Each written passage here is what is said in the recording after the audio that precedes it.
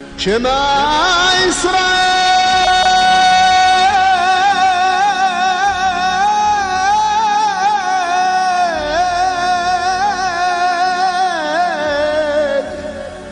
אדוני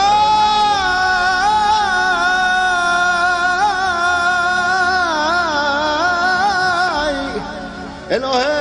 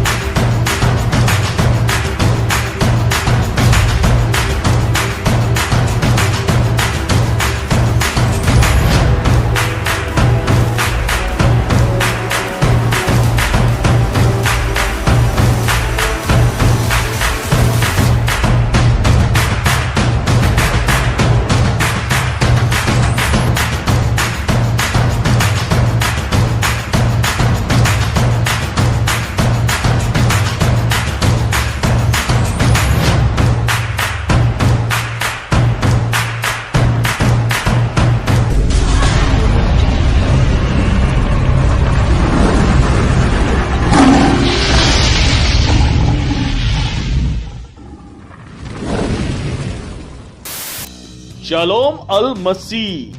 तो कैसे हैं आप सब लोग? आशा करता हूं हमारी वीडियो देखकर मजे लेने के साथ साथ आप बहुत कुछ सीख भी रहे होंगे।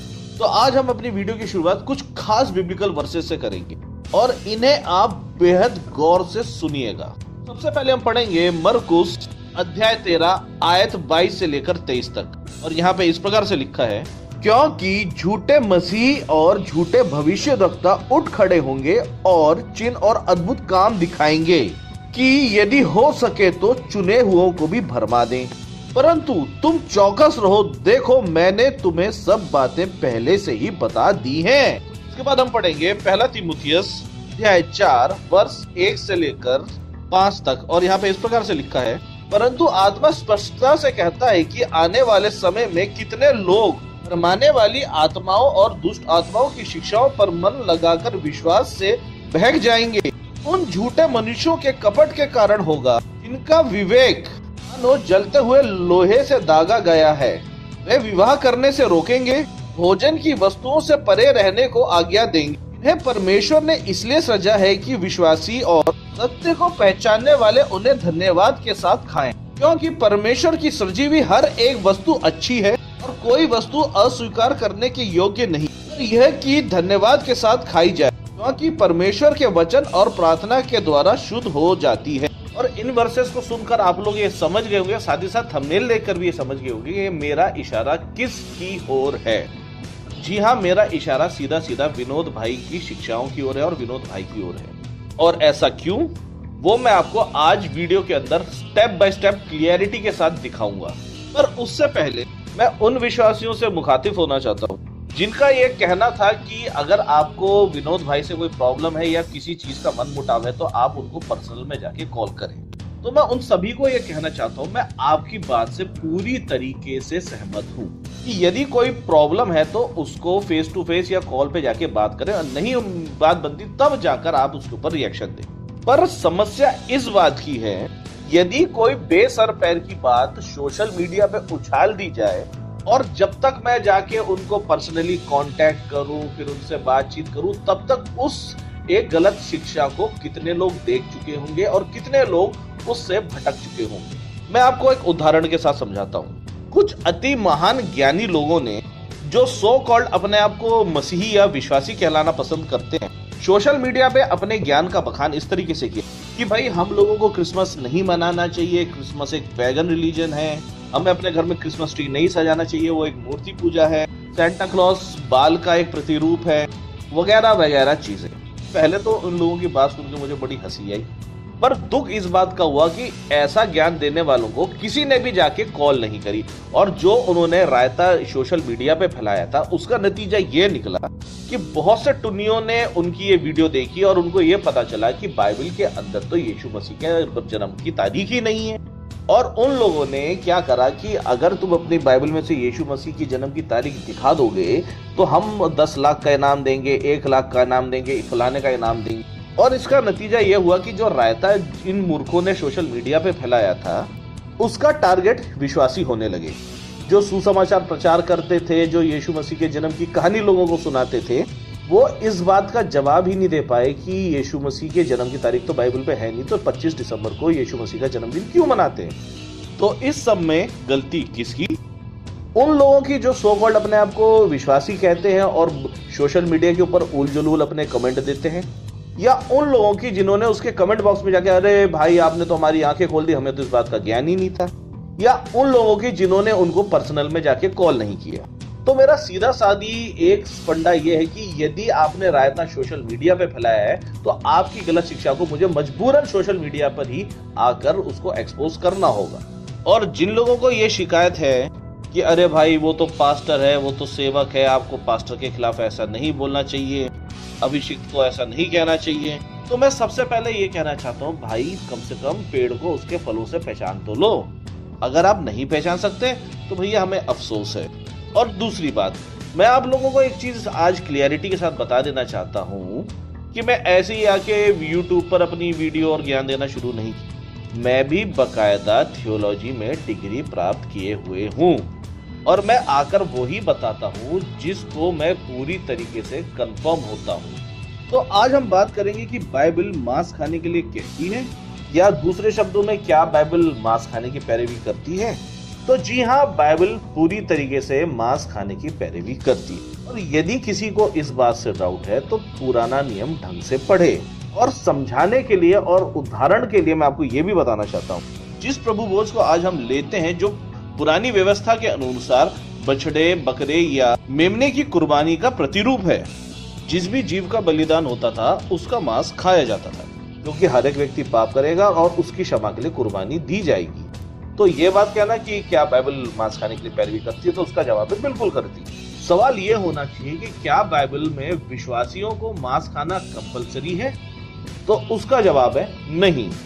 प्रभु यीशु के लहू में धोए हुए लोगों को यानी विश्वासियों को यानी क्रिश्चियंस को मांस खाने के लिए कोई कंपल्सेशन नहीं है। और इसको आप 2 आयतों से समझ सकते हैं। मरकुस अध्याय 7 आयत 18 से लेकर 19, यहाँ पे इस प्रकार से लिखा है, उसने उनसे कहा क्या तुम भी ऐसे ना समझ हो?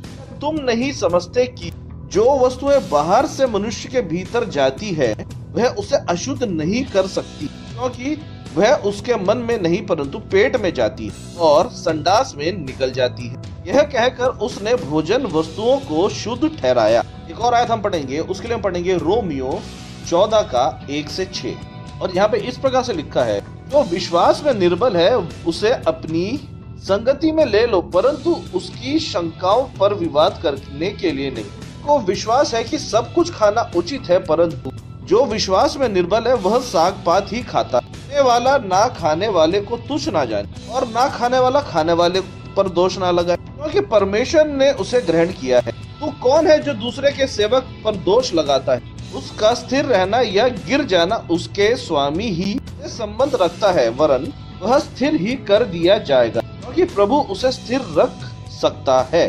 कोई तो एक दिन को दूसरे से बढ़कर मानता है, कोई सब दिनों को एक समान मानता है। हर एक अपने ही मन में निश्चय कर ले, जिसने जिस दिन को माना है वह प्रभु के लिए माना है। जो खाता है वह प्रभु के लिए खाता है, क्योंकि वह परमेश्वर का धन्यवाद करके खाता है, और जो नहीं खाता वह प्रभु के लिए नहीं खाता और परमेश्वर का धन्यवाद करता है। तो यहाँ तक पढ़कर हमको ये समझ में आ जाता है कि परमेश्वर ने जिन चीजों को भी बनाया और जिन चीजों को भी उसने कहा कि अच्छा है वह खाने के योग्य है, परंतु यदि कोई उसे खाना पसंद ना करे या कोई मांस मच्छी नहीं खाना चाहता तो वह साग पात भी खा सकता है, क्योंकि उसके खाने या ना खाने से उसके मसीही जीवन पे कोई प्रभाव नहीं पड़ता। पर इस बात को कह देना कि परमेश्वर ने इंसान को बनाया घास खाने के लिए था, पर वो पापी होने के कारण मांस खाने लगा, ये तो पूरी की पूरी बाइबल को ही कॉन्ट्रडिक्ट कर दे।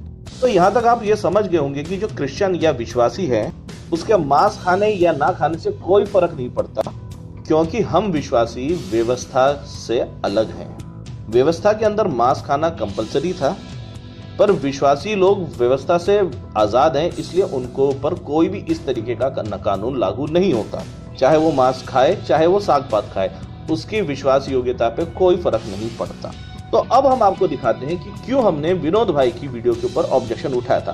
हम आपको 2 वीडियोस दिखा रहे हैं। आप लोग को ये बात हमें कमेंट बॉक्स में बतानी है कि कौन सही बोल रहा है और कौन गलत बोल रहा है। क्या बाइबल इंसान को मांस खाना सिखाती है, मांस खाने की पैरवी करती है? नहीं, बाइबल किसी भी तरह का मांस खाने की पैरवी नहीं करती। दरअसल परमेश्वर ने मानव जाति को मांस खाने के लिए नहीं, बल्कि जितनी भी वनस्पति है वो सब मानव जाति के खाने के लिए बनाई थी। लेकिन जब इंसान ने, मानव जाति ने परमेश्वर की आज्ञा का उल्लंघन करके बुराई को चुना, तो बुराई के परिणाम स्वरूप न सिर्फ खान पान बल्कि मानव जाति की सभी आदतें, सोच समझ, बुद्धि सब कुछ करप्ट हो गया। हर एक चीज़ में करप्शन आ गया, जिसके परिणाम स्वरूप इंसान ने मांस खाना शुरू कर दिया और जानवरों ने एक दूसरे को मारकर खाना शुरू कर दिया। लेकिन एक दिन आएगा जब परमेश्वर सब कुछ ठीक कर देंगे। न्याय का दिन, जब यीशु मसीह बादलों पर आएंगे, सब कुछ ठीक हो जाएगा। उसके बाद कोई भी किसी को नहीं खाएगा, कोई मृत्यु नहीं होगी, कोई हत्या नहीं होगी, कोई आंसू नहीं होगा, सब कुछ ठीक हो जाएगा। God bless you. अब फिर एक और कंसेप्ट क्लियर कर रखा है इस पवित्र सदग्रंथ ने कि परमात्मा ने किसी भी प्राणी को, किसी अन्य प्राणी को खाने का आदेश नहीं दे रखा। मांस खाना अलाउड नहीं, इवन पशु पक्षियों को भी नहीं। मनुष्य का तो बात ही क्या है। अब देखना, यही इस पवित्र बाइबल का उत्पत्ति ग्रंथ हम पढ़ रहे हैं। 26-27 हमने पढ़ लिया, प्रश्न नंबर। अब हम 5 पे आ गए हैं। 4 पढ़ते पढ़ते ये 5 पर पढ़ रहे हैं और ये 6वां दिन हम पढ़ रहे हैं। 5वां यहाँ समाप्त हो गया था, 6वें में भगवान, हम 26-27 पढ़ लिया उसको। तब परमेश्वर ने मनुष्य को अपने स्वरूप के अनुसार उत्पन्न किया। अपने स्वरूप के अनुसार परमेश्वर ने उसको उत्पन्न किया, नर और नारी करके उसने मनुष्यों की सृष्टि की। हाँ। फिर परमेश्वर ने उनसे कहा, सुनो, जितने बीज वाले छोटे छोटे पेड़ सारी पृथ्वी के ऊपर हैं और जितने वृक्षों में बीज वाले फल होते हैं, वे सब मैंने तुमको दिए हैं, वे तुम्हारे भोजन के लिए। इसमें फाइनल कर दिया 29 नंबर श्लोक में, वाक्य में, कि परमेश्वर ने उनसे कहा, मनुष्यों से, सुनो, जितने बीज वाले छोटे छोटे, यहाँ से देखो कोई सोच रहा है कि 28 माना पड़ गया। और परमेश्वर ने उनको आशीष दी और कहा, और उनसे कहा कि फूलो फलो, मनुष्यों को पृथ्वी में भर जाओ और उसको अपने वश में कर लो, और समुद्र की मछलियों और आकाश के पक्षियों और पृथ्वी पर रेंगने वाले सब जंतुओं पर अधिकार रखो। यानी उनका, तुम उनसे बुद्धिमान बने रहो, उनका कंट्रोल रखो। जैसे हाथी, शेर, रीछ, भालू सर्कस में बांध कर उनको नचाने लगे मनुष्य, खाने को नहीं कहा। फिर परमेश्वर ने उनसे कहा, तुम सुनो, जितने बीज वाले छोटे छोटे पेड़ सारी पृथ्वी के ऊपर हैं और जितने वृक्षों में बीज वाले फल होते हैं, वे सब मैंने तुमको दिए हैं, वे तुम्हारे भोजन के लिए। ठीक है। अब आगे देखो 30 में, और जितने पृथ्वी के पशु और आकाश के पक्षी और पृथ्वी पर रेंगने वाले जंतु हैं, उनमें जिनमें जीवन के प्राण हैं, उन सब के खाने के लिए मैंने सब हरे हरे पेड़ दिए हैं। और वैसा ही हो गया।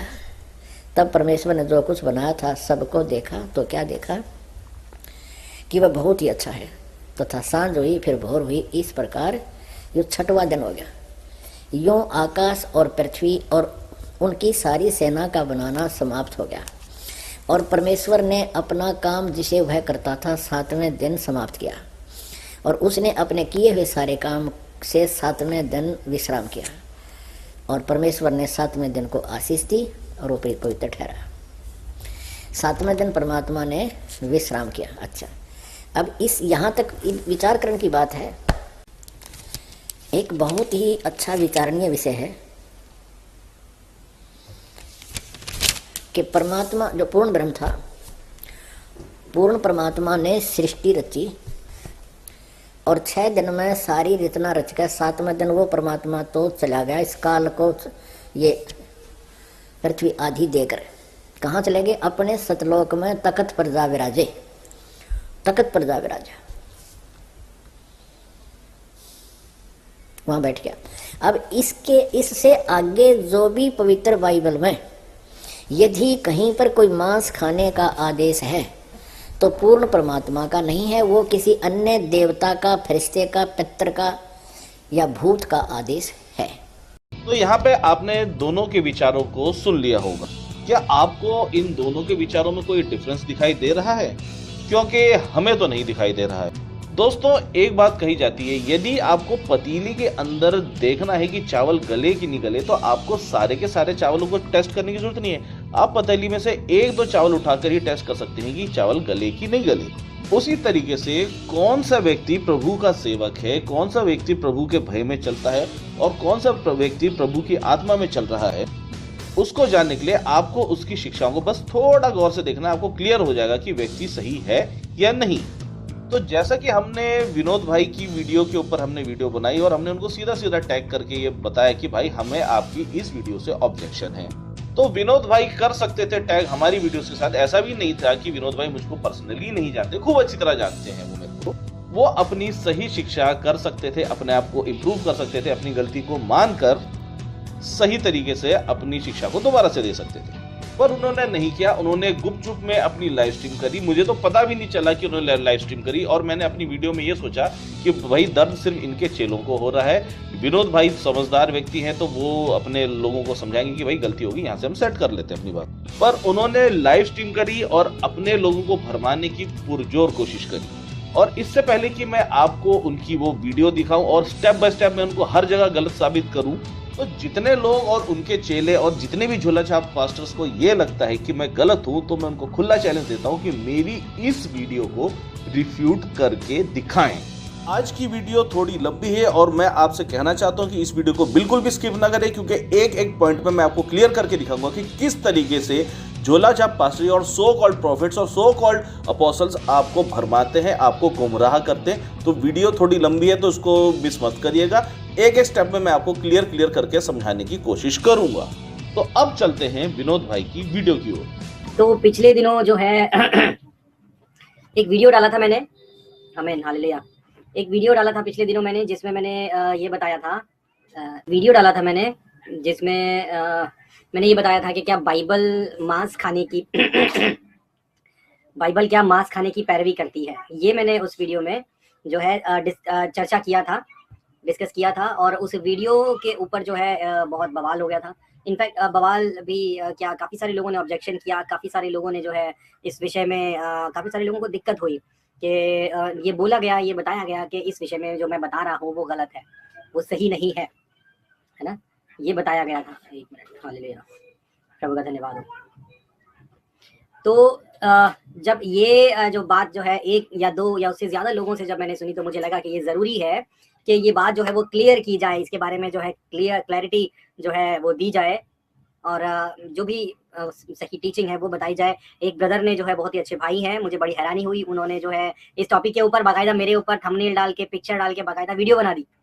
वो लोग जो अन्य जातीय लोगों से जो है प्रभु के वचन से बात करते थे, उन्होंने अपने ही लोगों से जो है इस तरीके से बात करना शुरू कर दिया, ट्रोल बेसिकली करना शुरू कर दिया, जो कि थोड़ा सा मेरे लिए हैरानी वाली बात थी। क्योंकि मैं पर्सनली ये मानता हूँ कि अगर हमें अपने किसी मसीह भाई से कुछ दिक्कत है, अगर हमें अपने किसी मसीह भाई से कुछ दिक्कत है, तो ये सही तरीका ये है कि हम उससे पर्सनली बात करें, हम उससे पर्सनली बात करें और उससे बात करके अपने जो मन मुटाव है वो मन मुटाव हम सुलझाने की कोशिश करें।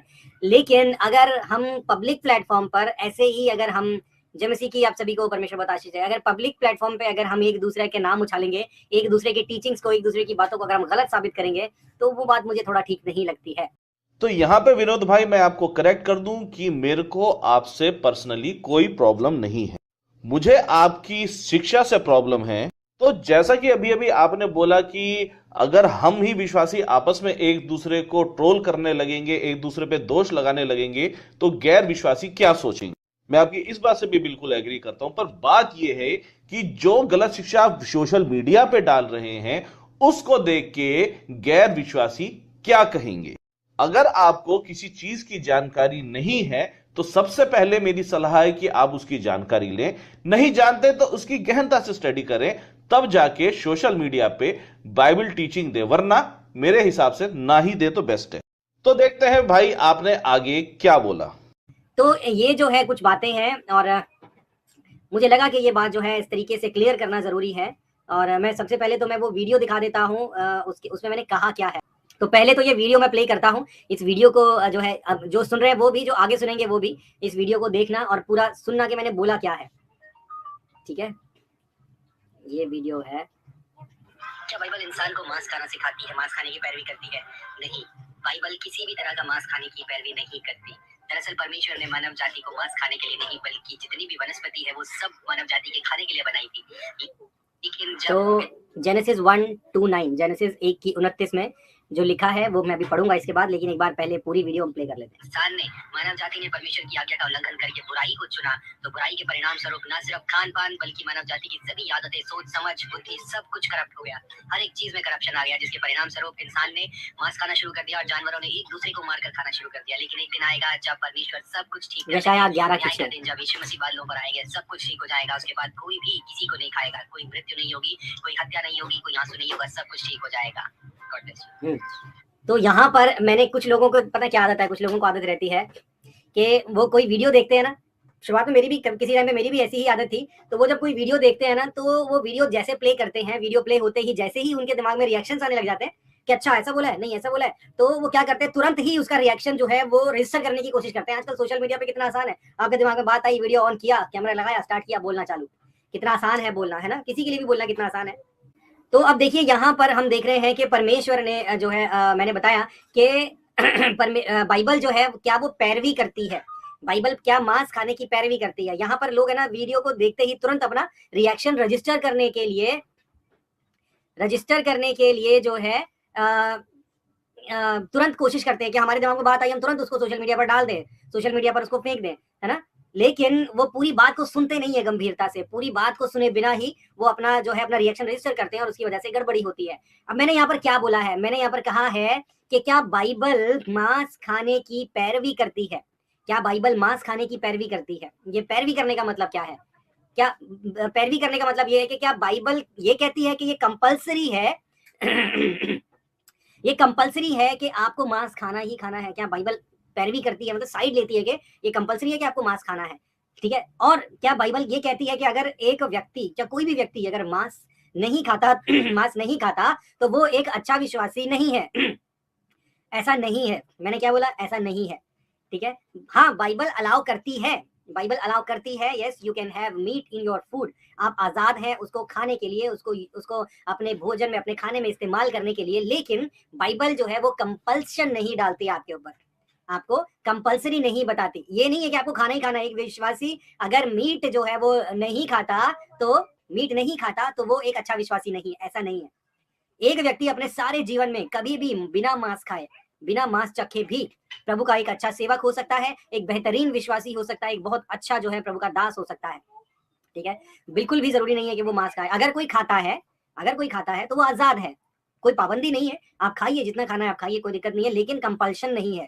क्या बाइबल मांस खाने की पैरवी करती है? बाइबल बिल्कुल पैरवी नहीं करती, ठीक है।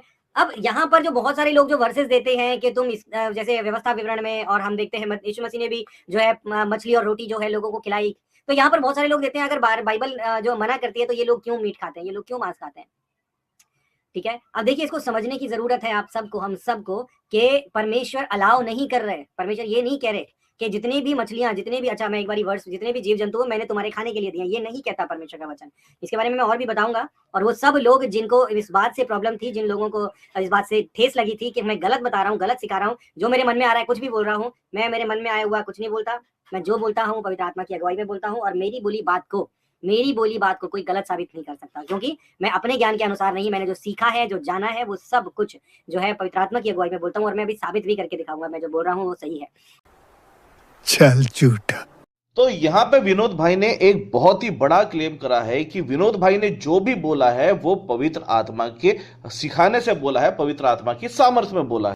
और यदि विनोद भाई सही है और विनोद भाई सच बोल रहे हैं, तो फिर रामपाल भी पवित्र आत्मा की सामर्थ्य ही बोल रहा है, क्योंकि दोनों के दोनों एक ही बात कह रहे हैं। और यदि रामपाल गलत बोल रहा है, वो किसी दुष्ट आत्मा की सामर्थ्य से बोल रहा है, तो भाई विनोद भाई आप भी किसी दुष्ट आत्मा की सामर्थ्य के अंदर ही बोल रहे हैं। क्योंकि जैसा कि मत्ती 12 अध्याय वर्ष 32 में इस तरीके से लिखा है कि पवित्र आत्मा के खिलाफ किया गया कोई भी पाप ना इस लोक में ना परलोक में क्षमा किया जाएगा। तो भाई जैसा कि आपने चुनौती दी है कि आपको कोई गलत साबित नहीं कर सकता, तो मैं आपको हर स्टेप में गलत साबित करूंगा। और आपको गलत साबित करने के लिए मुझे किसी और की जरूरत नहीं, आप ही के शब्द काफी हैं। और इनके सुनने वाले ये जांच लें कि क्या विनोद भाई पवित्र आत्मा की सामर्थ्य से बोल रहे हैं या रामपाल पवित्र आत्मा की सामर्थ्य से बोल रहा है। तो आगे देखते हैं विनोद भाई की शिक्षा क्या है। ठीक है, 1:29 जब हम पढ़ते हैं यहाँ पर क्या लिखा है, फिर परमेश्वर ने उनसे कहा, सुनो, जितने बीज वाले छोटे छोटे पेड़ सारी पृथ्वी के ऊपर हैं और जितने वृक्षों में बीज वाले फल होते हैं, जितने वृक्षों में बीज वाले फल होते हैं, वे सब मैंने तुमको दिए हैं, वे तुम्हारे भोजन के लिए हैं। ठीक है, और जितने पृथ्वी के पशु और आकाश के पक्षी और पृथ्वी के रेंगने वाले जंतु हैं जिनमें जीवन का प्राण है, उन सब के खाने के लिए मैंने, उन सब के खाने के, जितने, याद रखना, फिर से पढ़ता हूं मैं, और जितने पृथ्वी के पशु, जितने पृथ्वी के पशु, सारे के, जितने का मतलब होता है सारे के सारे, जितने पृथ्वी के पशु और आकाश के पक्षी और पृथ्वी पर रेंगने वाले जंतु हैं जिनमें जीवन के प्राण हैं, उन सब के खाने के लिए मैंने सब हरे हरे छोटे पेड़ दिए हैं। और वैसा ही हो गया इंसान के खाने के लिए। फिर से पढ़ता हूं, ध्यान से सुनना। परमेश्वर ने कहा, सुनो, जितने बीज वाले छोटे छोटे पेड़ सारी पृथ्वी के ऊपर हैं और जितने वृक्षों के बीज वाले फल होते हैं वे सब मैंने तुमको खाने के लिए दिए हैं। ये दिए हैं इंसानों के लिए और जानवरों के लिए भी, एनिमल किंगडम के लिए भी परमेश्वर ने ये मुहैया कराया है। खाने के लिए, खाने की चीजें जो है परमेश्वर ने मुहैया कराई है। अब अगर बात ये है, अगर कुछ लोग कह रहे हैं कि अगर ऐसा है तो फिर ये मांस जो उत्पत्ति में ही हम देख रहे हैं, मांस खाने, ये सारी चीजें जो है जानवरों की बलि देना चालू हो गया, ये सारी चीजें कहाँ से आई? और एक व्यक्ति ने, परमेश्वर का एक व्यक्ति है, उसने मुझे क्या बोला कि अगर ऐसा है तो शेर को और जो बड़े बड़े जानवर हैं उनको दांत क्यों दिए गए, फाड़ने के लिए उनको जो है नाखून क्यों दिया गया, ये सारी चीजें क्यों दी गई? Thank you Yeshua. भोजन के लिए परमेश्वर का काम ना बिगाड़, सब कुछ शुद्ध तो है परंतु उस मनुष्य के लिए बुरा है जिसको उसके भोजन से ठोकर लगती है। भला तो यह है कि तू ना मांस खाए, ना दाख रस पिए और ना कुछ ऐसा करे जिससे बिल्कुल बिल्कुल बिल्कुल परमेश्वर का धन्यवाद हो। तो यहाँ पर मैं क्लैरिफाई कर रहा हूँ उन लोगों के लिए जिन्होंने मेरी बात को गलत तरीके से समझा। ठीक है ना, तो आप इस बात को समझिए कि ये परमेश्वर ने निर्धारित किया है।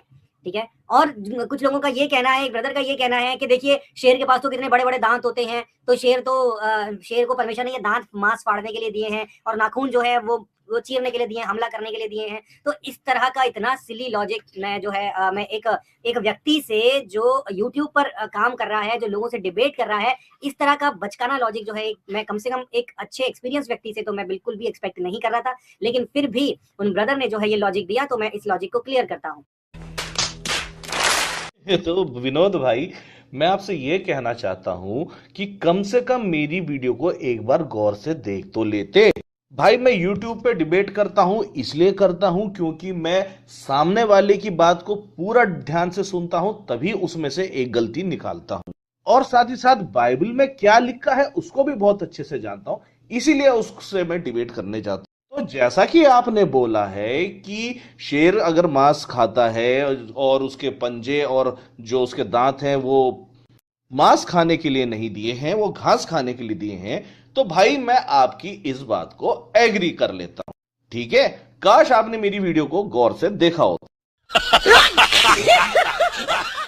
चलिए हम आपकी आगे की बात सुनते हैं। देखिए, जितने भी जीव जंतु हैं, अलग अलग भांति भांति के जीव जंतु, परमेश्वर ने बोला कि भांति भांति के जीव जंतु, भांति भांति के सब चीजों से पृथ्वी भर जाए। ये वैरायटी है, ये वैरायटी है। परमेश्वर ने शेर को बनाया, परमेश्वर ने देखिए घोड़े को बनाया, जेब्रा भी घोड़े जैसा ही होता है, उसका कद काठी आकार सब कुछ घोड़े जैसा ही होता है, लेकिन उसमें फर्क क्या है कि उसके बदन पे काली सफेद पट्टियां हैं, इतना ही फर्क है ना, इसके अलावा और कोई फर्क नहीं है। वो दो भी घोड़े जैसा ही है, दौड़ता वो भी घोड़े जैसा ही है, चलता वो भी घोड़े जैसा ही है, सब कुछ वैसे ही है, लेकिन उसके बदन पे पट्टियां हैं। ऐसे ही शेर है, शेर और चीता, ये सारी चीजें ये परमेश्वर के हाथ की कारीगरी है, ये वैरायटी है, ये वैरायटी है। परमेश्वर विविधता, परमेश्वर के हाथ की कारीगरी और परमेश्वर के हाथ की कारीगरी की विविधता। परमेश्वर ने कुछ पेड़ पौधे ऐसे बनाए हैं जिनमें फूल उगते हैं और जिनमें कोई सुरक्षा नहीं है। कुछ पेड़ पौधे परमेश्वर ने ऐसे बनाए हैं जिनमें फूल उगते हैं लेकिन साथ साथ कांटे भी उगते हैं और कांटे उन्हें सुरक्षा देते हैं। कुछ पेड़ पौधे ऐसे बनाए परमेश्वर ने जिनको हम खाते हैं और कुछ ऐसे भी हैं जो हमें भी खा सकते हैं। ये वैरायटी है ना, ये परमेश्वर के हाथ की कारीगरी और परमेश्वर के हाथ की कारीगरी की विविधता है। तो इससे हम ये नहीं कह सकते कि अच्छा फूल, अच्छा जो एक पौधा है जो जिसका मुंह ऐसे खुला रहता है, जब भी जीव उसमें बैठता है, मुझे पता नहीं आप लोगों ने देखा या नहीं देखा, लेकिन जब भी जीव उसमें बैठते हैं ना तो वो फटक से मुंह बंद कर लेता है और वो जीव, वही जीव जो है, चाहे कीट हो, चाहे कीड़े मकोड़े हो, चाहे टिड्डा हो, जो भी हो, वो बीच में वही बंद हो जाता है और उसके बाद अंदर ही अंदर वो जो कीट है, वो पौधा जो है वो उसको घोल घोल के उसको खाता रहता है।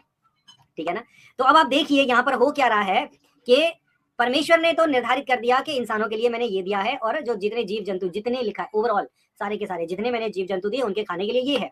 ठीक है, लेकिन अब होता क्या है कि आदम जो है, जो सब कुछ परफेक्ट तरीके से काम कर रहा है। परमेश्वर का वचन कहता है परमेश्वर ने जितनी भी चीजें बनाई है वो सिद्ध है, परफेक्ट है, और परमेश्वर कभी भी किसी बात को गड़बड़ी में नहीं बना सकते। परमेश्वर कोई भी चीज बनाएंगे वो कभी गड़बड़ी में काम नहीं करती, ठीक है। लेकिन अब यहाँ पर क्या हो रहा है, यहाँ पर हम देख रहे हैं कि गड़बड़ी हुई हुई है ना। एक जीव दूसरे जीव को खा रहा है, एक इंसान दूसरे इंसान को खा रहा है, और हर एक जीव दूसरे जीव को खा रहा है, ठीक है। अरे कहना क्या चाहते हो? विनोद भाई, यदि अगर आपकी जगह कोई और टुन्नी होता तो मैं कहता भाई क्या सूंघ के आज तू ज्ञान देने बैठ गया। जो आपने लॉजिक दिया है कि जो ज़ेब्रा होता है घोड़े जैसा ही होता है और ये होता है और वो होता है, उसे वैरायटी कहते हैं।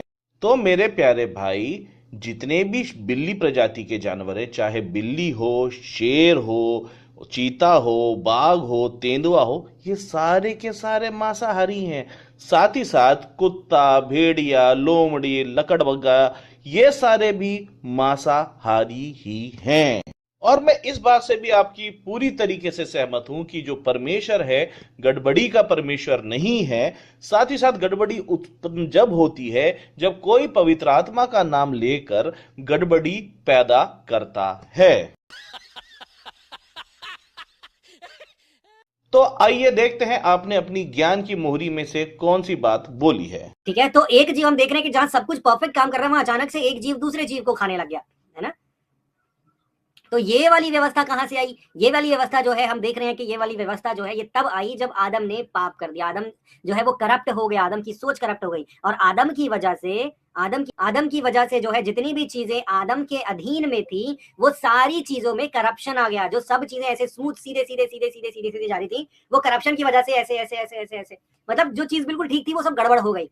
आप समझिए, आसान भाषा में समझाने की कोशिश कर रहा हूँ कि जो बिल्कुल सब कुछ ठीक चल रहा था अब वो सब कुछ गड़बड़ हो गया। और करप्शन किस तरीके का? करप्शन का कोई लिमिट नहीं है, वो किसी भी लेवल तक जा सकता है। करप्शन किसी भी लेवल तक जा सकता है। और एक बार जब कोई चीज सड़ना शुरू हो जाए ना, इस बात को समझना, एक बार अगर कोई फल अगर सड़ना शुरू हो जाए ना, तो जब तक वो पूरी तरीके से खराब नहीं हो जाता, पूरी तरीके से सड़ नहीं जाता, उसका सड़न जो है वो रुकती नहीं है, ठीक है ना। आटा अगर एक बार खमीर उसमें लग जाए ना, तो जब तक पूरा का पूरा आटा जब खमीरा नहीं हो जाता तब तक वो रुकता नहीं है ना। कैंसर कैसे काम करता है? कैंसर अगर शरीर में एक बार हो जाए, लग जाए, तो वो पूरे शरीर में फैलता है, पूरे शरीर को सड़ाता है, और धीरे धीरे धीरे धीरे पूरे शरीर को अपने कब्जे में लेके शरीर को खत्म कर देता है। जहर कैसे काम करता है? जहर शरीर के एक हिस्से में डंक मारता है सांप, शहर के एक हिस्से में इंजेक्ट करता है, और तुरंत ही वो जहर जो है वो तुरंत फैलना चालू कर देता है। नसों के जरिए पूरे शरीर में फैल जाता है, दिमाग में घुस जाता है, तंत्रिका तंत्र में घुस जाता है, दिल तक पहुंच जाता है। जब तक वो शरीर को पूरी तरीके से बर्बाद ना कर दे, निस्तनाबूद ना कर दे, तब तक जहर अपना काम करने से बाज नहीं आता। ये जो है ये जहर के काम करने का, ये जो है ये सड़न के, करप्शन के काम करने का तरीका है, ठीक है। अब आदम के द्वारा करप्शन जो है वो मानव जाति में, और जितनी भी चीजें मानव जाति के अधीन में की गई थी उन सब में करप्शन शुरू हुआ। करप्शन उस वक्त शुरू हुआ, करप्शन उस वक्त तक जो है वो अपने चरम पर नहीं पहुंचा था। अभी भी करप्शन अपने चरम पर नहीं पहुंचा है, लेकिन गतिमान है, आगे बढ़ रहा है। आगे आगे आप देख रहे हो ना, दुनिया में बुराई कितनी बढ़ती जा रही है, पाप कितना बढ़ता जा रहा है, शैतान के काम कितने बढ़ते जा रहे हैं। वो खुल के सामने आया हुआ है, खुल के वो अपने चीजें कर रहा है, और धीरे धीरे उसने पूरी तरीके से अपने आप को जो है रिवील कर दिया है, और भी कर रहा है। तो करप्शन आदम से शुरू हुआ था। आदम से शुरू होते होते होते होते थोड़ा थोड़ा थोड़ा थोड़ा बढ़ते बढ़ते बढ़ते अब करप्शन यहाँ तक पहुंच चुका है। करप्शन किसका? मानव जाति, हमारे शरीर में का करप्शन। किसका करप्शन? वनस्पति का करप्शन। किसका करप्शन? इस पृथ्वी का करप्शन, पृथ्वी की, भूमि का, जमीन का करप्शन, आसमान का करप्शन, ओजोन लेयर का करप्शन, ब्रह्मांड का करप्शन। हर एक चीज में जो है आप देखोगे, हर एक चीज में करप्शन जो है वो बढ़ता चला जा रहा है। करप्शन का मतलब गड़बड़ी, गड़बड़ी बढ़ती चली जा रही है, ठीक है। परमेश्वर ने जब बनाया था हमें, तो हम परमेश्वर की महिमा से युक्त थे। इंसान में कोई प्रॉब्लम नहीं थी, मानव जाति में और मनुष्य और जो एनिमल किंगडम है उनमें बिल्कुल अच्छा तालमेल था, ठीक है ना। हर एक जीव जो, हर एक जंतु, चाहे वो कोई भी हो, चाहे वो खूंखार हो, चाहे वो नॉर्मल हो, कोई भी, सब आदम के पास आए और आदम ने उनका नाम रखा। ये फंस गया सीएम। एग्जैक्टली यही तो मेन पॉइंट था कि आदम ने सभी जीव जंतुओं का नाम रखा, और आदम ने शेर का नाम अरिया रखा, जिसका मतलब था हिंसक, और भेड़िए का नाम उसने जीव रखा, जिसका मतलब था फाड़ खाने वाला। और इन सब के बीच में प्रॉब्लम क्या है आपको पता है? आदम ने इन सब का नाम पहले रखा, अभी तो हवा भी नहीं बनी, अभी तो उसने फल भी नहीं खाया, अभी तो शैतान हवा के पास भी नहीं आया, अभी हवा ने आदम को फल भी नहीं खिलाया, यानी कि अभी तक तो करप्शन हुआ ही नहीं।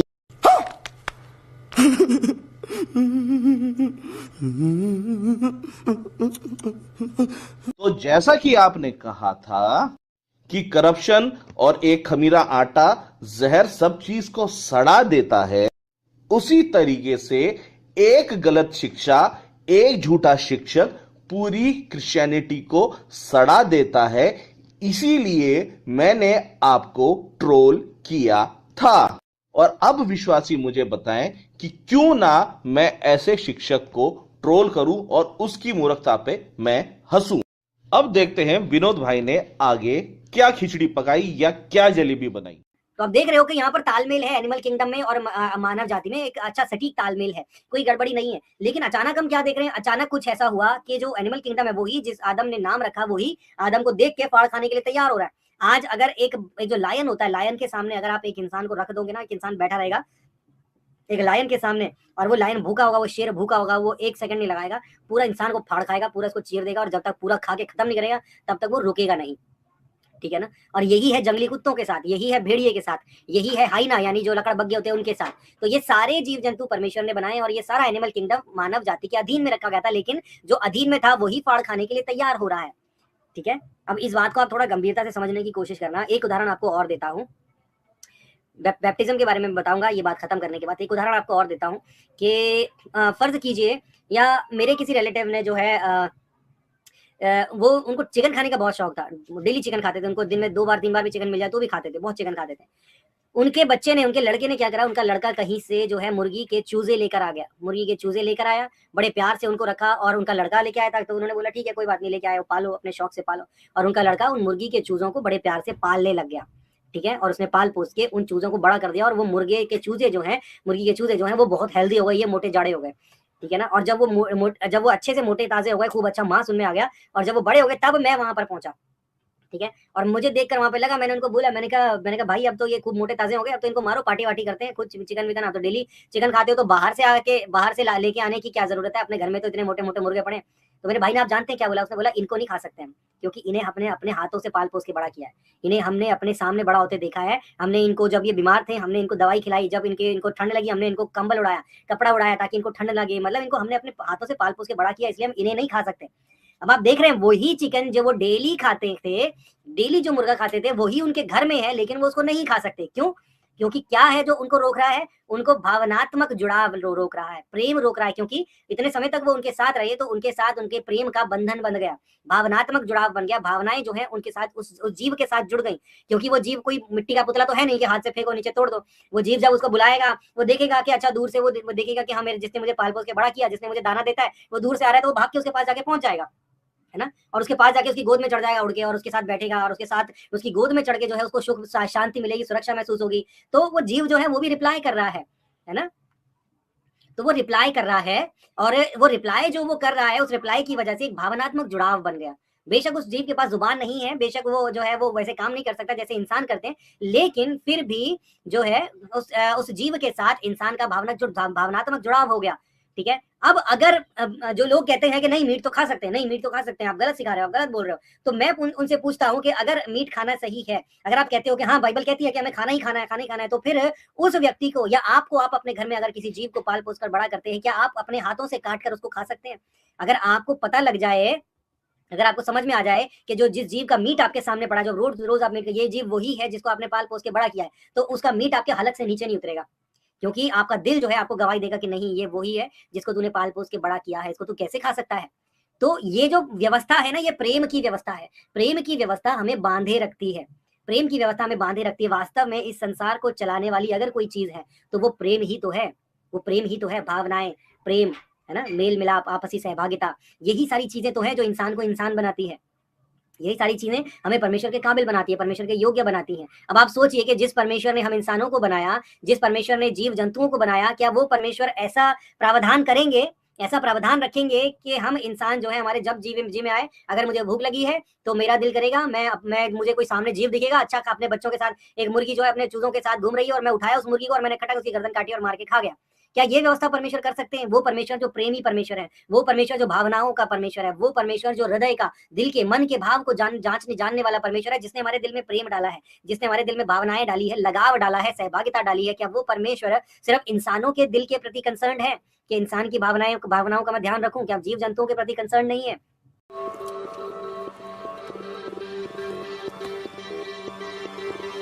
बिल्कुल भाई, बिल्कुल आप सही बोल रहे हैं। सवाल यह है जी, जिस आपके दोस्त ने चिकन पाला था वो अपने चिकन को तो नहीं खाता, क्या उसने चिकन खाना छोड़ दिया? क्या वो अब बाजार से लाके चिकन नहीं खाता? तो मैं आपको इस बात का यह जवाब देना चाहता हूं कि जिसको हमने अपने हाथों से पाला है उसको हम अपने हाथों से नहीं मार सकते। उसी तरीके से जिसको परमेश्वर ने अपने हाथों से बनाया है, परमेश्वर उससे ज्यादा प्यार करता है बनिस्बत उन जीवों से जिसको उसने अपने शब्दों से बनाया है। तो जैसा कि अभी अभी आपने बोला कि परमेश्वर की यह व्यवस्था नहीं हो सकती कि वो इंसानों से तो प्यार करे और जीव जंतुओं से नफरत करे, एक से तो प्रेम करे और दूसरे से नफरत करे। तो आइए देखते हैं आपके आगे के शब्दों में क्या होता है।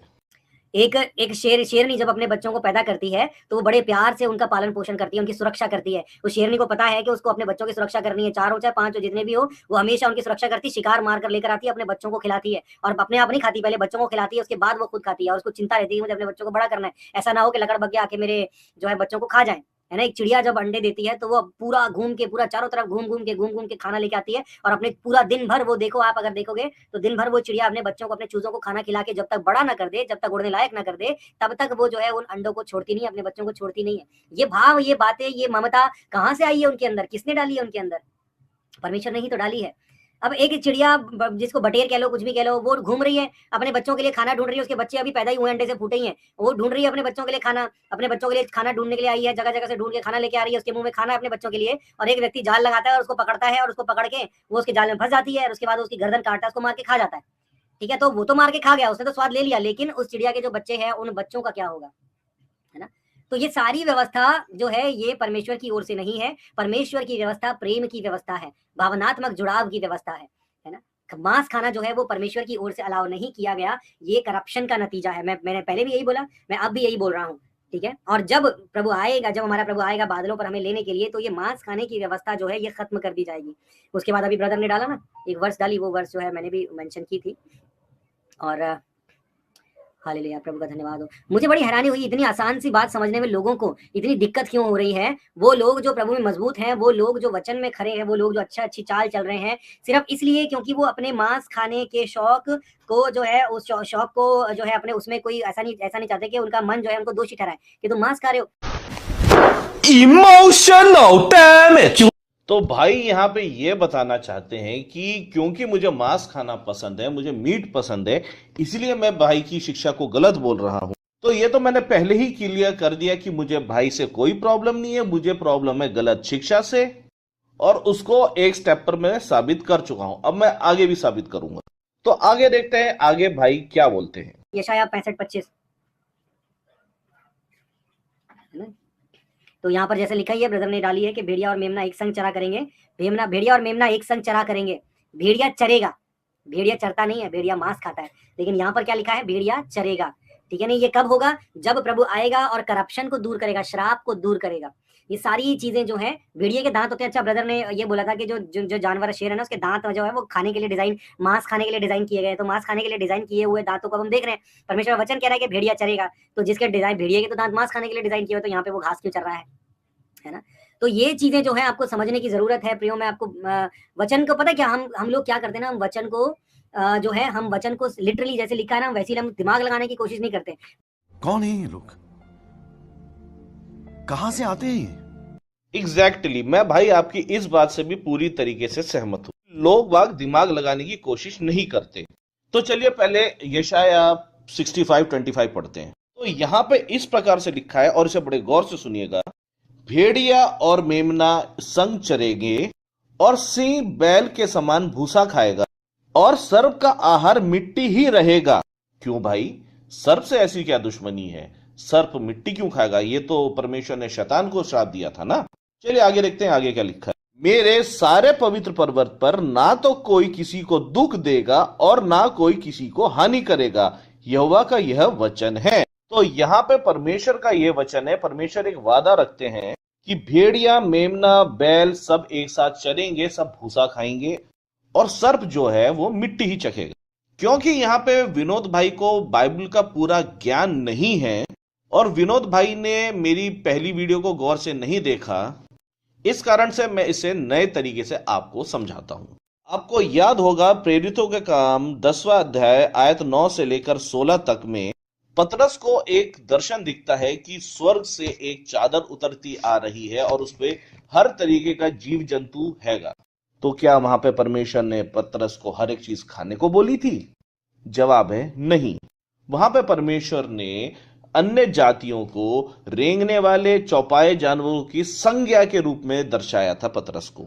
यदि आप प्रकाशित वाक्य 21वां अध्याय आयत 4 से लेकर 8 तक पढ़ें, यहाँ पे इस प्रकार से लिखा है, वह उनकी आंखों से आंसू पोंछ डालेगा और इसके बाद मृत्यु ना रहेगी, ना शोक, ना विलाप, ना पीड़ा रहेगी, पहले की बातें जाती रही। सिंहासन पर बैठा था उसने कहा, देख मैं सब कुछ नया कर देता हूं।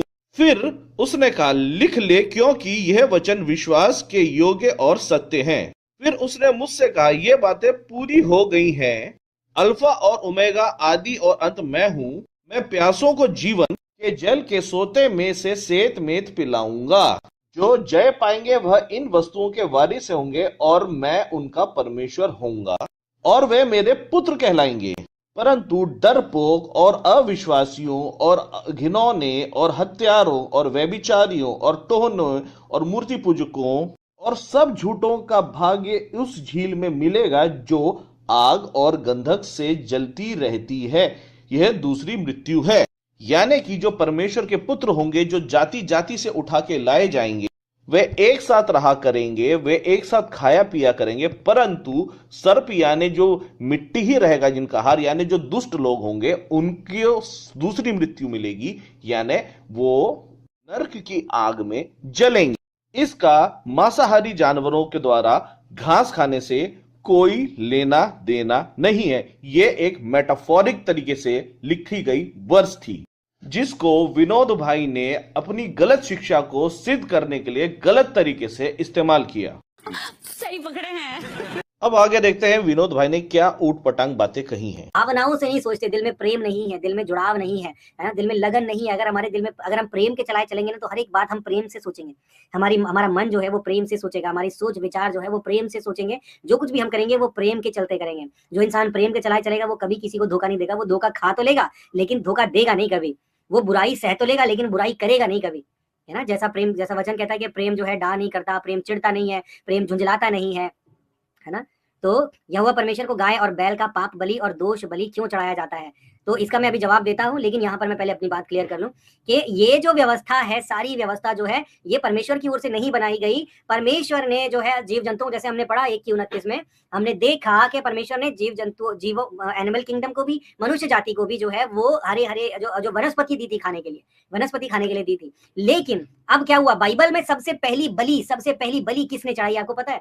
बाइबल के अंदर सबसे पहली बलि खुद परमेश्वर ने चढ़ाई।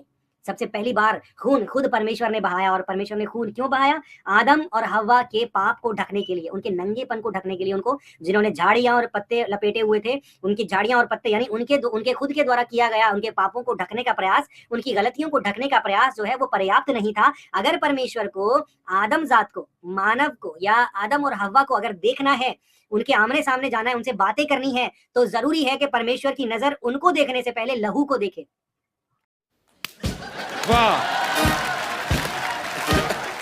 वाह, मैं तो कायल हो गया विनोद भाई की ये बात सुनकर कि परमेश्वर ने सबसे पहली कुर्बानी आदम हव्वा के पाप को ढकने के लिए दी थी।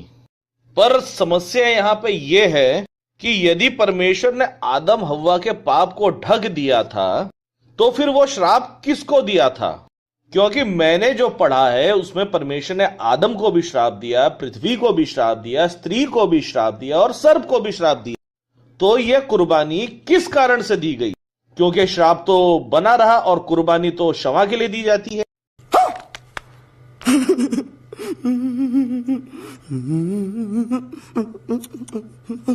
यहां पे कोई कुर्बानी नहीं दी गई थी, केवल और केवल आदम और हव्वा के शरीर को ढकने के लिए चमड़े को प्रोवाइड कराया गया था, इसलिए एक जीव को मारा गया।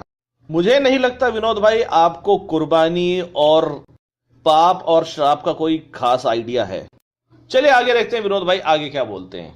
अगर परमेश्वर को आदम से बात करनी है और परमेश्वर जो है अगर उसके झाड़ और पत्तों से ढके हुए बदन को देखते तो परमेश्वर जो है तुरंत आदम को खत्म कर देते, क्योंकि परमेश्वर पवित्र है और इतने पवित्र है कि परमेश्वर बुराई करप्शन को अपने सामने देख ही नहीं सकते। तो परमेश्वर ने खुद ये प्रावधान किया। क्यों? क्योंकि परमेश्वर ने आदम से बात करनी थी, मानव जाति से बात करनी थी, इसलिए परमेश्वर ने पहले लहू बहाया। और लहू बहा के पहले परमेश्वर ने पहले लहू देखा और जानवर के चमड़े को, लहू देखकर जानवर का चमड़ा जो है वो उनको पहनाया, उनके नंगेपन को ढका। इसमें एक प्रकाशन भी है। प्रकाशन क्या? कि परमेश्वर ने उनके पाप को ढकने के लिए जो है उनके प्रयास को निष्फल ठहराया और परमेश्वर ने अपने जो है तरीके से, जो सही तरीका है, जो न्यायी परमेश्वर है, उसने जानवर को मारकर उसका चमड़ा जो है तैयार करके उनको ओढ़ने के लिए दिया, जिससे उनका नंगापन ढका। जिसका अर्थ है कि उनका पाप जो है वो परमेश्वर के निर्धारित तरीके से, इंसान के निर्धारित तरीके से नहीं, परमेश्वर के निर्धारित तरीके से मानव जाति का पाप जो है वो ढका गया, हटाया नहीं गया, रिमूव नहीं किया गया, ढका गया, सिर्फ टेम्परेरी तौर पर। क्योंकि परमेश्वर मानव जाति से बहुत प्रेम करते थे और परमेश्वर नहीं चाहते थे कि जिसको इतने प्रेम से बनाया गया है वो नाश हो जाए। अगर परमेश्वर ने नाश करना होता तो परमेश्वर जानवर को मारकर, लहू बहाकर जो है आदम को वो नहीं देते, चमड़ा नहीं देते पहनने के लिए। ठीक है। अब दूसरी बात ये है कि अगर ऐसी बात है तो फिर बाइबल में बार बार मांस खाने का, बहुत बार हम देखते हैं कि मांस खाने का जिक्र आता है कि बैल भी खाया जाता है, भेड़ भी खाया जाता है, बछड़ा भी खाया जाता है, मछली भी खाई जाती है। ये सारी चीजें जो है बाइबल में बार बार क्यों बताई गई हैं?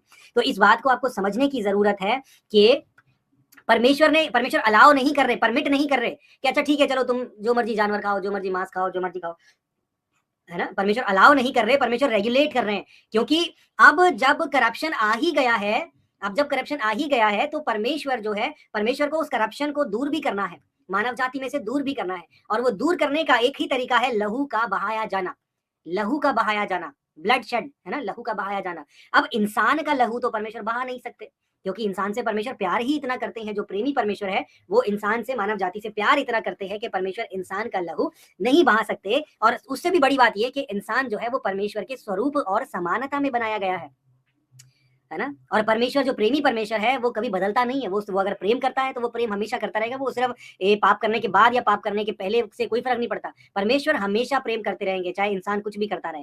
पर जो परमेश्वर प्रेमी परमेश्वर है वो प्रेमी होने के साथ ही साथ न्यायी परमेश्वर भी है, वो एक जज भी है। अगर वो प्रेम में परफेक्ट है तो वो जजमेंट में भी परफेक्ट है, वो हर एक चीज में परफेक्ट है।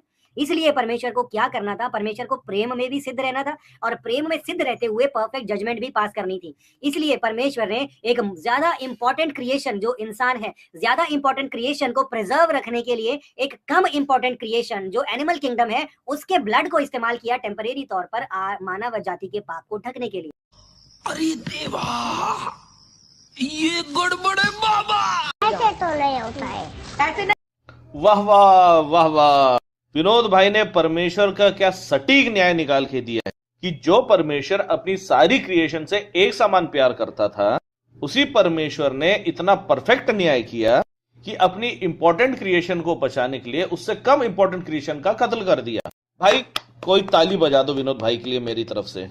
यानी कि एक गुनाहगार को बचाने के लिए एक बेगुनाह का कत्ल। यह परमेश्वर का न्याय है या किसी शैतान का न्याय है? जैसा कि रामपाल का कहना था कि मांस खाने की जितनी भी व्यवस्था बाइबल में बाद में दी गई है वो किसी शैतान या किसी भूत प्रेत ने दी है, वैसे ही विनोद भाई भी उसी ट्रैक पे चल रहे हैं। जो परमेश्वर थोड़ी देर तक न्यायी था, जो हर एक समान प्रेम करता था, अब वो क्या कर रहा है? अपनी इंपॉर्टेंट क्रिएशन को बचाने के लिए कम इंपॉर्टेंट क्रिएशन का कत्ल कर रहा है। मैं इनके अंध भक्तों से और विनोद भाई से ये कहना चाहता हूं, कृपया बाइबल को ढंग से पढ़ें। आइए मैं बताता हूं ये कुर्बानी की व्यवस्था क्या है और कुर्बानी क्यों दी जाती थी। यदि आप इब्रानियों 9 के 19 से लेकर 20 और निर्गमन 24 का 8 पढ़ें, यहां पर मैं आपको इब्रानियों 9 का 19 से लेकर 20 तक पढ़ के सुनाता हूं। और यहां पे इस प्रकार से लिखा है, क्योंकि जब मूसा ने सब लोगों को व्यवस्था की हर एक आज्ञा सुना चुका तो उसने बछड़े और बकरे का लहू पानी और लाल ऊन के जूफे के साथ उस पुस्तक पर और सब लोगों पे छिड़क दिया और कहा, यह वाचा का लहू है जिसकी आज्ञा परमेश्वर ने तुम्हारे लिए दी है। वाचा समझते आप लोग क्या होता है? यानी कमिटमेंट, एक वादा। और वैसे भी होशे 6 के 6 में इस प्रकार से लिखा है, क्योंकि मैं बलिदान से नहीं स्थिर प्रेम से प्रसन्न होता हूं और होम बलि से अधिक यह चाहता हूं कि लोग परमेश्वर का ज्ञान रखें। यहाँ पे इस बात का अर्थ यह है कि परमेश्वर का भय या परमेश्वर का ज्ञान रखने से परमेश्वर प्रसन्न होता है। और कुर्बानी की व्यवस्था जो थी वाचा के तहत दी गई थी। जैसी वाचा परमेश्वर ने उत्पत्ति अध्याय 9 आयत 11 से लेकर 15 में रखी थी कि मैं अपने धनुष को देख के ये बात स्मरण रखूंगा कि दोबारा से पृथ्वी का विनाश जल प्रलय से ना करूं। उसी तरीके से कुर्बानी में जो लहू बहाया जाता था वो भी ये वाचा का साइन हुआ करता था कि परमेश्वर अपनी वाचा को स्मरण रखे और मनुष्य जाति का नाश ना कर दे। परमेश्वर कोई दानव, कोई वैम्पायर, कोई शैतान नहीं जो खून देखकर ही प्रसन्न होता है। और जिस प्रकार मूसा ने लहू और पानी को मिलाकर वाचा का लहू को जनता पर और वाचा की पुस्तक पे छिड़का था, उसी प्रकार वाचा के लहू यानी यीशु मसीह ने जब भाला अपनी पसली पे खाया था, लहू और पानी निकला था जो हमारे सैल्वेशन के लिए बहाया गया था। और परमेश्वर ने निर्दोष जीवों के बदले अपने निर्दोष पुत्र को दिया ताकि उनके लहू के द्वारा हमारे पापों से हमारा उद्धार हो सके। तो मैं तमाम अंधभक्तों से और विनोद भाई से कहना चाहता हूं, मेरे भाई आपको बाइबल का ज्ञान नहीं है। लहू वाचा के तहत बहाया जाता था, परमेश्वर खून देके प्रसन्न नहीं होता। अब देखते हैं आगे क्या कहा विनोद भाई ने। मानव जाति के पाप को ढकने के लिए टेम्परेरी तौर पर जानवरों की बलि का प्रावधान किया गया, क्योंकि परमेश्वर को अगर मानव जाति को देखना है, इंसानों को देखना है, या इंसान को अगर परमेश्वर को देखना है, तो जरूरी था कि पहले खून को देखा जाए, पहले लहू को देखा जाए। अगर परमेश्वर पहले लहू बहता हुआ ना, बहा हुआ लहू ना देखे, ब्लड शेड ना देखे, तो परमेश्वर के दृष्टि, परमेश्वर के देखने से ही मानव जाति पूरी तरीके से खत्म हो जाएगी। और यहाँ पे विनोद भाई बार बार ये दोहराए जा रहे हैं कि परमेश्वर बिना खून देखे मानव जाति को क्षमा नहीं कर सकता। बाइबल कहती है कि मैं तुम्हारी मेल बलि और होम बलि से प्रसन्न नहीं होता। मेरे को समझ में नहीं आता कि विनोद भाई समझाना क्या चाहते हैं। चलिए आगे देखते हैं, आगे क्या कहते हैं। पाप को साथ में रखते हुए हम कभी परमेश्वर के सामने नहीं जा सकते। अगर आप अपनी गलतियों से, अगर आप अपने गुनाहों से जो है माफी ना मांगे और यीशु मसीह के द्वारा परमेश्वर तक ना पहुंचे, तो आप कभी भी परमेश्वर को अब्बा पिता नहीं कह सकते। आपकी प्रार्थनाएं कभी भी स्वीकार नहीं होंगी, कभी उत्तर नहीं आएगा। अगर आप यीशु मसीह के नाम से नहीं मांगेंगे तो आप डायरेक्टली पिता से कुछ नहीं मांग सकते।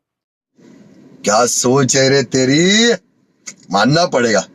अब ये मैंने कुछ नया सुना है कि बिना यीशु मसीह के हम परमेश्वर को पिता नहीं कह सकते। और जहां तक मुझे पता है कि जब चेलों ने प्रभु यीशु मसीह से कहा था हमें प्रार्थना करना सिखा, तो प्रभु यीशु मसीह ने लॉर्ड्स प्रेयर बताई थी, जो शुरू ही होती है हमारे पिता के से।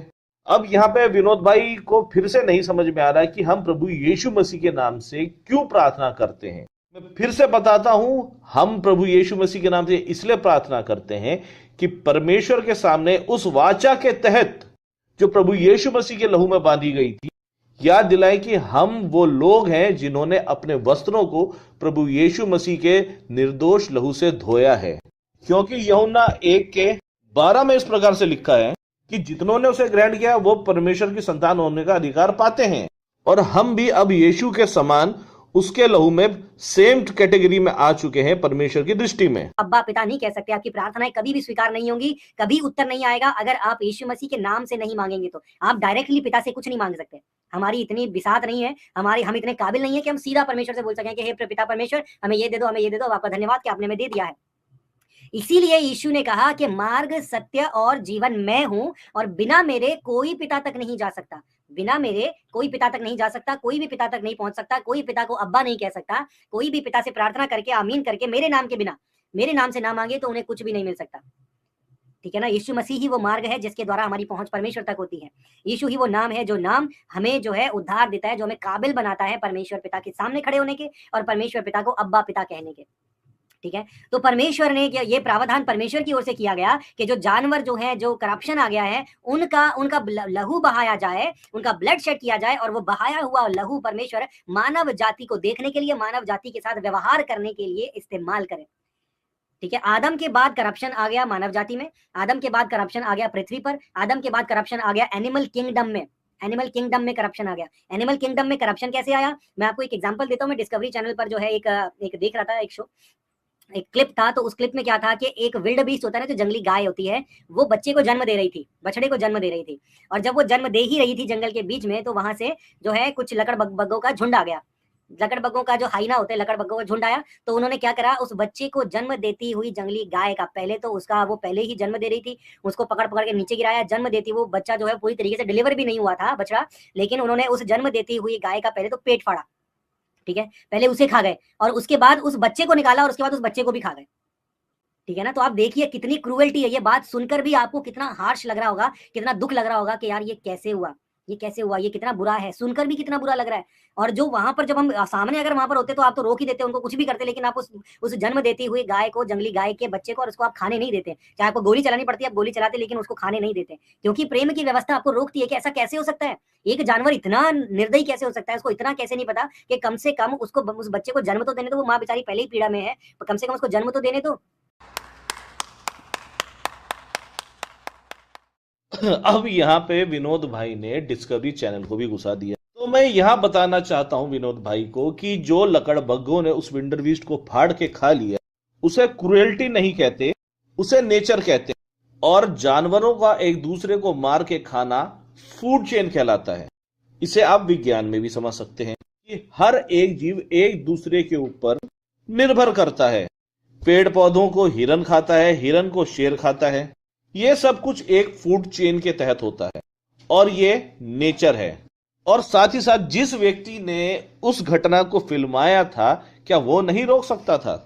उस व्यक्ति ने और उसकी टीम ने उस चीज को इसलिए नहीं रोका क्योंकि ये नेचर है, प्रकृति है, और प्रकृति बेहद जालिम है। और प्रकृति का नियम है स्ट्रॉन्गेस्ट विल सर्वाइव, कि जो मजबूत है वो सर्वाइव करेगा और जो कमजोर है वो मारा जाएगा। दूसरी बात, प्रभु यीशु मसीह ने कहा था मार्ग, सत्य और जीवन मैं हूं और बिना मेरे कोई पिता के पास नहीं जा सकता। ये इसलिए नहीं कहा था कि कोई मेरे नाम के बिना प्रार्थना करेगा तो उसकी प्रार्थना स्वीकार ही नहीं होगी, बल्कि यह बात यीशु मसीह ने इस टॉपिक पे बोली थी कि वहां के लोगों का यह कहना था कि क्या तेरे ही द्वारा हम स्वर्ग के राज्य जा सकते हैं, क्या और कोई माध्यम नहीं है, जैसा कि तुन्नी लोग कहते हैं कि क्या क्रिश्चियनिटी ही एकमात्र रास्ता है स्वर्ग तक, परमेश्वर तक जाने का, बाकी हम मूर्ति पूजा अन्य तरीकों से नहीं जा सकते। इसीलिए यूहन्ना अपने गॉस्पेल में इस बात को साफ तौर पे मेंशन करता है कि यीशु ने कहा कि मार्ग, सत्य और जीवन मैं हूं और बिना मेरे कोई भी पिता के पास नहीं जा सकता। अपनी गलत बात को सही साबित करने के लिए हर वो मुमकिन कोशिश करी जा रही है जिससे गलत को सही साबित किया जा सके, ठीक है ना। तो आप इस बात को समझिए कि एक जो है, एक बाज जो है वो छोटी चिड़िया के बच्चों को खा जाता है, ठीक है ना। ये व्यवस्था क्या है, ये व्यवस्था ऐसा पॉसिबल है कि ये व्यवस्था परमेश्वर की ओर से की गई हो कि एक बड़ा बाज, क्योंकि वो साइज में बड़ा है, इसलिए वो एक चिड़िया के जो उसकी जितनी बड़ी नहीं है उसके बच्चों को खा जाए मार के, और एक जीवन को खत्म करके दूसरे जीवन को बढ़ाया जाए, है ना। कि यानी कि मैं अगर एक एग्जांपल आपको और देता हूँ कि एक जगह पर क्या हुआ कि अमेरिका में कहीं कहीं कनाडा किसी जगह पर पर्वतारोही बर्फ में चढ़ाई चढ़ने के लिए गए, ठीक है, कुछ 7-8 लोग थे, और वहां पर भारी भूस्खलन वो हो गया, क्या नाम, बर्फ का जो भी बर्फबारी होती है वो हो गई, और वो सब लोग वहीं फंस गए, 7-8 लोग। तो उसमें क्या हुआ, वो 7-8 लोग जब वहां फंस गए तो वहां पर इतना फंस गए थे वो निकल ही नहीं सकते थे वहां से, इतना ठंड, इतना मौसम बिल्कुल खराब, वो उनके जिंदा रहना मुश्किल हो गया, और उनके पास राशन भी खत्म हो गया, अब उनके पास कुछ रास्ता, और एक एक करके जो है वो लोग मरने लगे। तो उनके बीच में एक लेडी जो है वो मर गई, और वो बचाते बचाते भी वो मर गई। तो जब उन्हें कुछ भी खाने को नहीं मिला, उन्होंने उस लेडी का मांस खाना शुरू कर दिया, ठीक है, क्योंकि उन्हें जिंदा तो रहना ही था, अब उन्हें कुछ ना कुछ चाहिए। अब मांस तो मांस है ना, चाहे वो आप मुर्गे का मांस खा लो, चाहे आप बैल का, बछड़े का मांस खा लो, चाहे आप इंसान का मांस खा लो, मांस तो हर हाल में मांस ही है। स्वाद का फर्क हो सकता है, टेक्सचर का फर्क हो सकता है, कोई थोड़ा हार्ड होगा, कोई थोड़ा सॉफ्ट होगा। अब पोर्क खाते हैं, पोर्क का मांस जो है वो हार्ड रहता है ना। वहीं आप मुर्गा खाते हो, चिकन खाते हो, उसका मांस सॉफ्ट रहता है। अब अघोरी है जो आप देखो ऋषिकेश हरिद्वार में अघोरी है, वो तो इंसान के मांस के अलावा कुछ खाते ही नहीं, तो मुर्दा उठा के लाते हैं और मुर्दा काट के खाते हैं। मेरे पास वीडियो भी पड़ी है, जो मैं आपको जिनको यकीन नहीं होता उनको मैं वीडियो भी दिखा दूंगा, मेरे पास वीडियो पड़ी है, आप देख के आपको यकीन होगा कि अघोरी कैसे इंसान का जो है मांस नोच के खाते हैं, मुर्दे का मांस नोच के खाते हैं।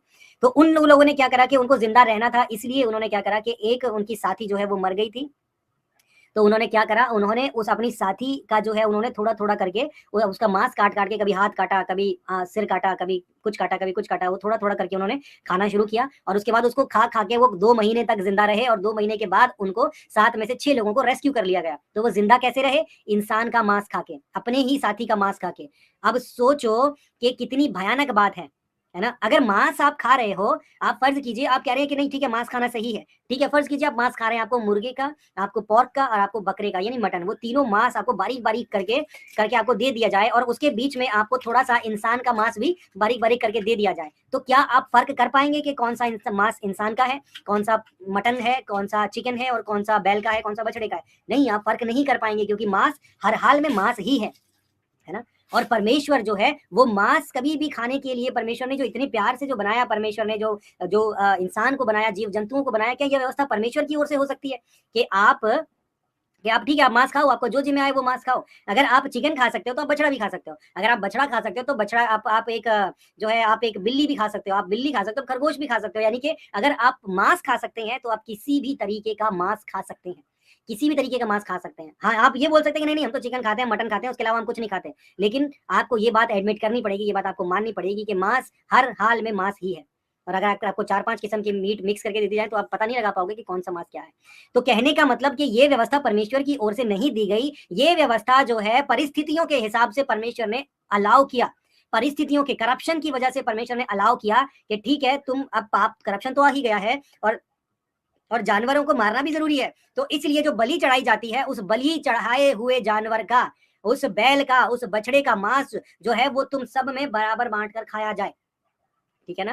ये करप्शन तो आ ही गया है। तो जब तक तुम्हारा उद्धार नहीं होता, जब तक जो है ये पृथ्वी जो है, जब तक ये पृथ्वी श्राप से मुक्त नहीं की जाती, जब तक वनस्पति श्राप से मुक्त नहीं की जाती, जब तक एनिमल किंगडम जो है, जो जीव जंतुओं की जो जीव जंतुओं का जो साम्राज्य है, जब तक वो श्राप से मुक्त नहीं किया जाता, तब तक तुम्हें अलाउ किया जाता है कि तुम यदि खाना चाहो तो तुम खा सकते हो, मांस खा सकते हो, यदि खाना चाहो, ओनली इफ।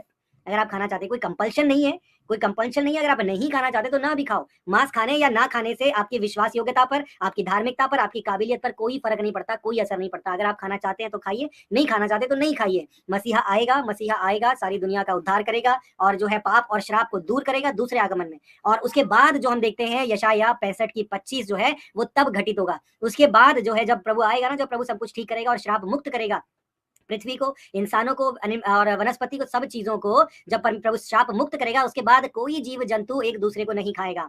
उसके बाद शेर ये नहीं सोचेगा कि मुझे खुद जिंदा रहने के लिए, अपने बच्चों को जिंदा रहने के लिए, अपने जीवन को बचाए रखने के लिए किसी और का जीवन लेना है ना। कि अगर मुझे जीवित रहना है, मेरे बच्चों को जीवित रहना है, तो मुझे गाय के बच्चों को मारना पड़ेगा और गाय के बच्चों को और गाय को मारकर खाना पड़ेगा, मेरे बच्चों को भी खाना पड़ेगा, तब हम जीवित रह सकते हैं। जीवन को बचाने के लिए जीवन की आहुति, ये व्यवस्था कभी परमेश्वर की ओर से नहीं हो सकती, ठीक है। इससे ज्यादा डिटेल में मैं ना तो समझा सकता हूँ, और अगर इतने में भी अगर आपको किसी को समझ में नहीं आया तो इतने के बाद आपको दुनिया की कोई भी बात समझा नहीं सकती, सिर्फ परमेश्वर ही समझा सकते हैं। और मैं भी विनोद भाई और इनके अनभक्तों को इससे ज्यादा नहीं समझा सकता कि सर्वाइवल के लिए अपने साथी को खाना, पैशाचिक रिचुअल के लिए अघोरियों द्वारा लाश को खाना, पेट भरने के लिए मांस को खाना और फूड चेन के अंदर एक दूसरे पर आश्रित रहकर एक दूसरे का भक्षण करना, सब अलग अलग चीजें हैं। और बाइबल के अंदर जहां पे भेड़ या मेमना और सिंह को घास खाने के लिए कहा गया है, वो केवल एक मेटाफोर है। और इसको भी मैं क्लियर कर देता हूं, और जिसे लगता है कि मैंने गलत कह रहा हूं वो मेरी बात को रिफ्यूट करके दिखाए। तो यशायाह 11 का आयत 1 से 2 तक पढ़ते हैं।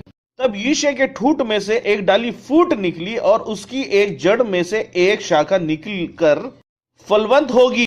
यहोवा का आत्मा बुद्धि और समझ का आत्मा, युक्ति और पराक्रम का आत्मा और ज्ञान और यहोवा के भय का आत्मा उस पर ठहरा रहेगा। तो वो ठूंठ, वो जड़ कौन है?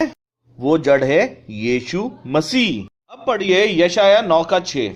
क्योंकि हमारे लिए एक बालक उत्पन्न हुआ, हमें एक पुत्र दिया गया है और प्रभुता उसके कांधों पर होगी। उसका नाम अद्भुत युक्ति करने वाला, पराक्रमी परमेश्वर, अनंत काल का पिता और शांति का राजकुमार रखा जाएगा। अब पढ़ते हैं यशायाह 11 का 3।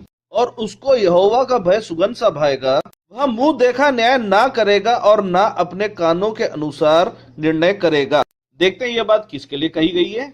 इसे जानने के लिए पढ़ते हैं यूहन्ना 8 का 15 से 16। और यहाँ पे इस प्रकार से लिखा है, तुम शरीर के अनुसार न्याय करते हो, मैं किसी का न्याय नहीं करता, और यदि मैं न्याय करूं भी तो मेरा न्याय सच्चा है, क्योंकि मैं अकेला नहीं परंतु मैं हूं और पिता है जिसने मुझे भेजा है। आप लोग को क्लियर हो रहा है क्या लिखा गया है? तो यहां तक आपको ये समझ में आ गया होगा कि ये जो रेफरेंस लिखा गया है ये किसका मेटाफोर है। अब यशायाह 11 का 6 भी क्लियर कर लेते हैं। तब भेड़िया भेड़ के बच्चों के संग रहा करेगा और चीता बकरी के बच्चों के साथ बैठा करेगा और बछड़ा और जवान सिंह और पाला पोसा हुआ बैल तीनों इकट्ठा रहेंगे और एक छोटा लड़का उनकी अगुवाई करेगा। तो चलिए मैं आपको दिखाता हूं भेड़िया, सिंह, सांप कहां है।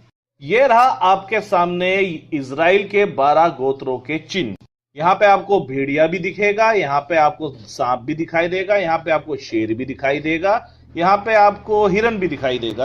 और जैसा कि मैंने आपको शुरुआत में ही बताया था कि परमेश्वर जो है कई बार जातियों को और गोत्रों को जानवर के नाम से प्रेजेंट भी करते हैं।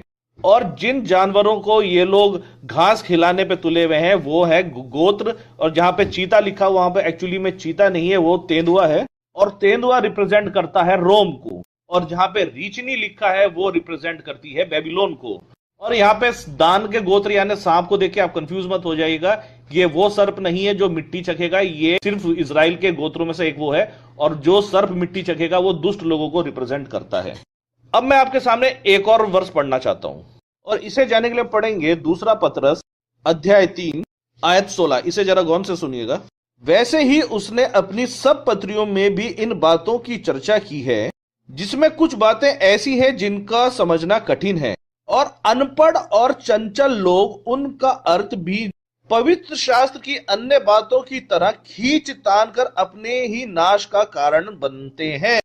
तो यहां पर यह साफ साफ बताया गया है कि कुछ झोला छाप पास्टर, कुछ प्रॉफिट्स, कुछ अपोस्टल जो वचन को नहीं समझते, वो अपने मन की चंचलता और अपनी मूर्खता के कारण बाइबल के वर्सेस को तोड़ मरोड़ कर प्रस्तुत करते हैं और खुद भी नाश का कारण बनते हैं और लोगों का भी बेड़ा गर्क करते हैं। तो अंत में मैं आप लोगों को यह कहना चाहता हूं कि यदि किसी को यह लगता है कि मैंने गलत बोला है और विनोद भाई सही है, तो मेरी पूरी की पूरी वीडियो को रिफ्यूट कर दीजिए और प्लीज मेरे साथ टैग जरूर कीजिएगा ताकि मुझे पता चले। दूसरी बात, जैसा कि मैंने आपको पहले ही बताया कि करप्शन से पहले ही आदम ने सिंह का नाम अरिया रखा यानी कि हिंसक और भेड़े का नाम जीव रखा यानी कि फाड़ खाने वाला।